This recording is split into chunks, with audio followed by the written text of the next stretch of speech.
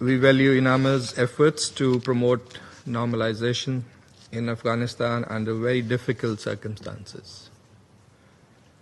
We have also listened to the statement by Ms. Hanifa Girawal, and we agree that without doubt, equal participation of women is essential for national development and reconciliation in Afghanistan. Mr. President, let me also express Pakistan's deepest condolences to the people of Afghanistan for last month's devastating earthquake in the east, which claimed over 1,400 lives and injured thousands. Pakistan has provided 105 tons of humanitarian assistance to help the families affected by this tragedy. The Taliban have now been in power for more than 4 years. While civil war has ended for the first time in 4 decades, Afghanistan's situation remains deeply worrying. Sanctions, a collapsed banking system, inadequate humanitarian aid, poverty, terrorism, narcotics, and human rights concerns continue to define Afghanistan's landscape. These challenges stem not only from Taliban policies and the country's turbulent history, but also from shifting global priorities, lack of unity, and slow response of the international community. The humanitarian needs and response plan for 2025, for example, has received only 27% of the required $2.42 billion. The international community must close this gap and ease the suffering of ordinary Afghans caught in a political impasse and divergent policies. It is important to ensure that the Taliban sanctions regime does not fall prey to political considerations of council members. Travel ban exemption requests remain crucial for meaningful engagement and must be examined in an objective manner, consistent with the objectives of this Council and sensitive to the genuine concerns of Afghanistan's immediate neighbors. Stabilizing Afghanistan's economy, reviving its banking system, and creating realistic pathways for unfreezing its financial assets are essential. Preventing poppy cultivation also remains important, supported by UN-led initiatives promoting alternative livelihoods. Despite security concerns, Pakistan has engaged the Afghan interim government at high level to enhance cooperation, security, trade, counter-narcotics efforts, and regional connectivity initiatives such as the Trans-Afghan Railway Project. We support the various regional forums to foster engagement. Deputy Prime Minister and Foreign Minister Senator Muhammad Ishaq Dar visited Kabul and participated in successful trilateral dialogues at foreign ministers level with Afghanistan, Uzbekistan, and China.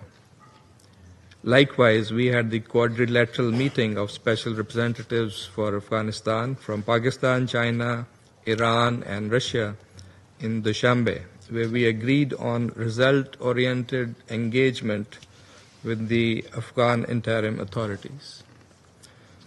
Mr. President, Pakistan has consistently advocated sustained engagement with Afghanistan and was among the first to propose a roadmap for normalization.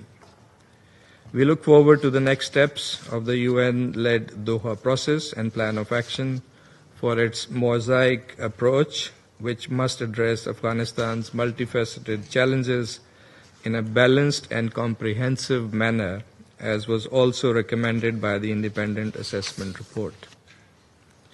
President, for over 4 decades, Pakistan welcomed with open arms millions of Afghan refugees despite our limitations and inadequate international assistance.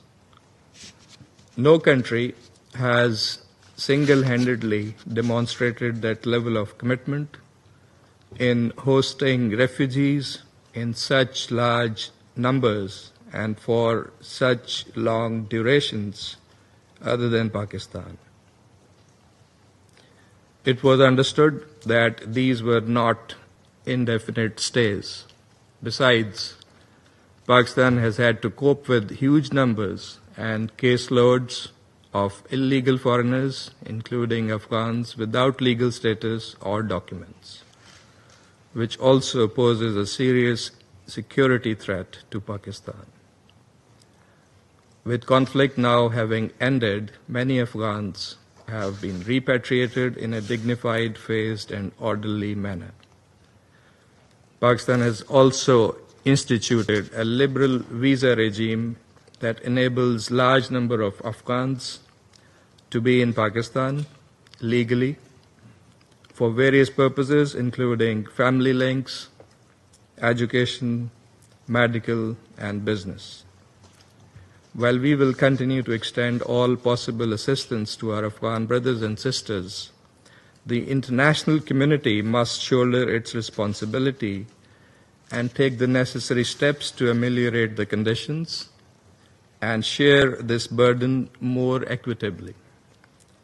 International partners must fulfill their obligations also with regard to their commitments that are in fact long delayed and unkept, including for third country resettlement. Mr. President, the Taliban authorities must also fulfill their international obligations on counter-terrorism. Terrorism emanating from Afghanistan remains the gravest threat to Pakistan's national security. Terrorist entities, including ISIL-K, Al-Qaeda, TTP, ETIM, BLA, and the Majid Brigade, operate from Afghan sanctuaries, with more than 60 such terrorist camps serving as hubs for enabling cross-border infiltration and attacks. We have credible evidence of collaboration among these terrorist groups through joint training, illicit weapons trade, refuge to terrorists, and coordinated attacks, all aimed at targeting civilian and law enforcement agencies and disrupting and sabotaging infrastructure and development projects in Pakistan. We also need to zoom in on the interlinkages playing out on the digital landscape. Their propaganda networks, nearly 70 social media accounts traced to Afghan IP addresses, must also be curbed, and that requires full support and cooperation from social media platform providers with the governments. Pakistan and China have jointly submitted to the 1267 Sanctions Committee a request to designate BLA and Majid Brigade. We hope the Council will act swiftly on this listing to curb their terrorist activities. The TTP, with nearly 6,000 fighters, remains the largest UN-designated terrorist group on Afghan soil. Pakistan has successfully thwarted multiple infiltration attempts of TTP and BLA terrorists from across Afghanistan, confiscating significant caches of sophisticated military-grade modern equipment left behind by international forces in Afghanistan.